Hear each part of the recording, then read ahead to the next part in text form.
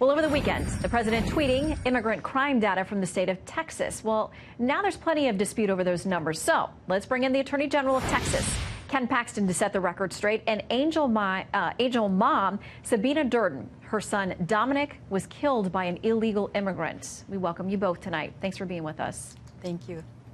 Thank you. Okay, so I want to read a little bit of this. The president tweeted this. He says the Trump portrait, he's quoting someone talking about him, of an unstable border crisis is dead on. In the last 2 years, ICE officers made 266,000 arrests of aliens with criminal records, including those charged or convicted of 100,000 assaults, 30,000 sex crimes, and 4,000 violent killings.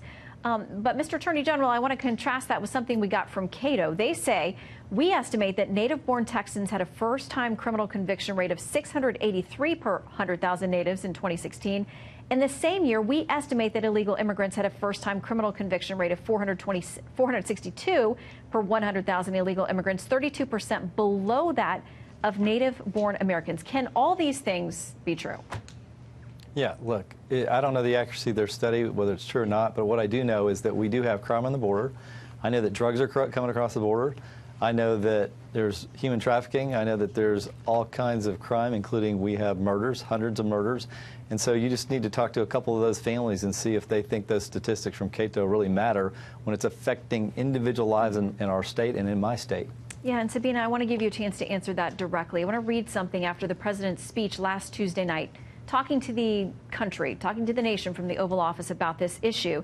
The Progressive responds this way. The headline is "The Wall, the perfect prop for Trump's racist stagecraft." They say Trump falsely claims, after listing several heinous crimes, that undocumented immigrants are making us less safe, at one point asking, how much more American blood must we shed before Congress does its job? They go on to say several studies have illuminated the opposite is true.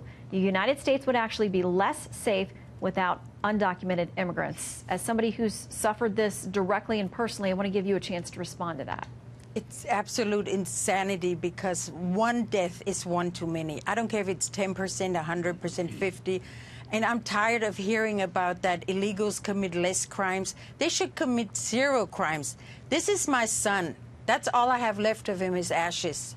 And this is not a manufactured crisis. This is real. This affected my life. It destroyed my family. And I'm tired of being insulted and re-victimized by politicians who don't speak up for us. They speak up for illegals, for lawbreakers. I'm a legal immigrant. I stood in line. I didn't drag my son across borders or push him through a fence.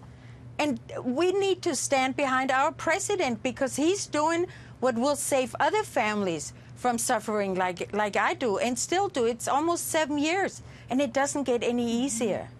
Sabine, what would you say to people on both sides of the aisle who have not gotten this done, whether it's border protection, whether it's a physical barrier? What is your message about this impasse and the fact that nothing's getting accomplished on that front by either party?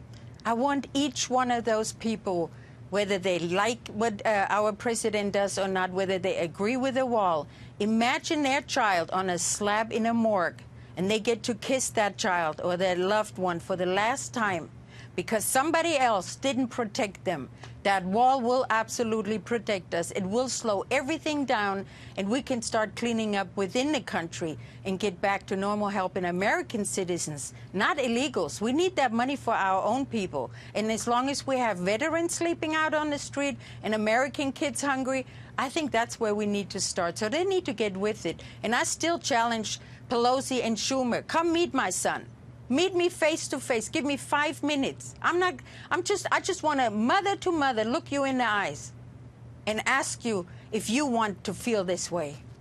Well, Sabine, we cannot begin to imagine what you have been through. And we thank you for sharing your story. And hopefully it's going to get through to people across party lines to actually get something done.